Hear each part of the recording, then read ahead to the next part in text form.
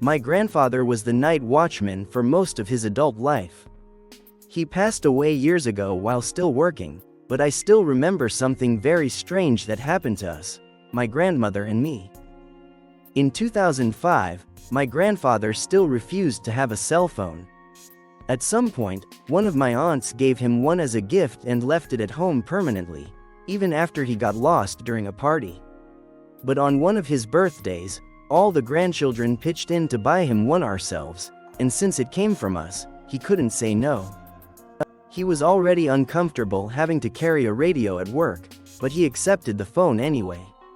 After he started bringing it to his job, I made a habit of calling him every night before bed.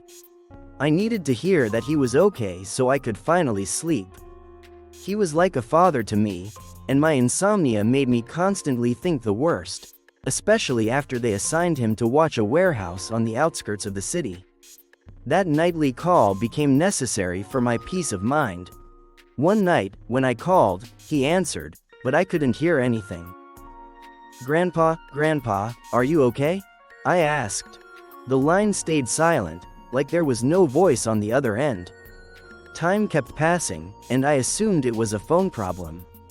Then suddenly I heard static, and after that, breathing, on the other side of the call. "Grandpa, are you okay?" I said, increasingly worried as the breathing became faster and more agitated. Then the call just ended. I got up immediately and went to my grandmother's room to tell her what happened. We called back right away. It wasn't even finished ringing when someone picked up. A child's voice answered, rough, angry, and furious. "What do you want, you damned?" It was strange. The child didn't shout, but the sound was so loud that my grandmother heard it too, even though the phone wasn't on speaker. "Where is my grandpa? Who are you?" I asked. Again, there was only breathing. My grandmother, as she always did when she was scared or worried, instinctively grabbed a small black wooden cross she kept with her. "Leave that," the voice said. "I'm coming." Then we heard a loud thud, like someone dropped the phone. We were terrified. We called my grandfather's workplace, the security company. They told us that something had happened, but that they'd already sent multiple agents and the police, and that we had nothing to worry about. A few minutes later, my grandfather called us back to say he was okay. The next morning he told us what happened.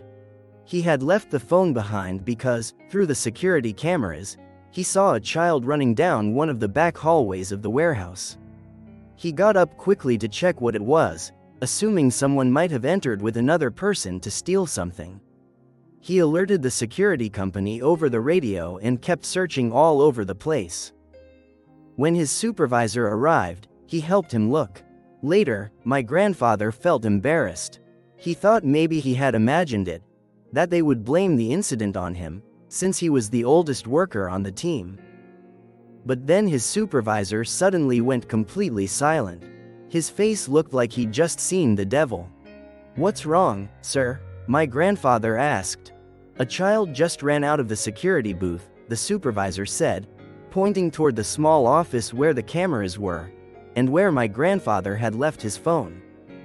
More security employees arrived, and some police officers too.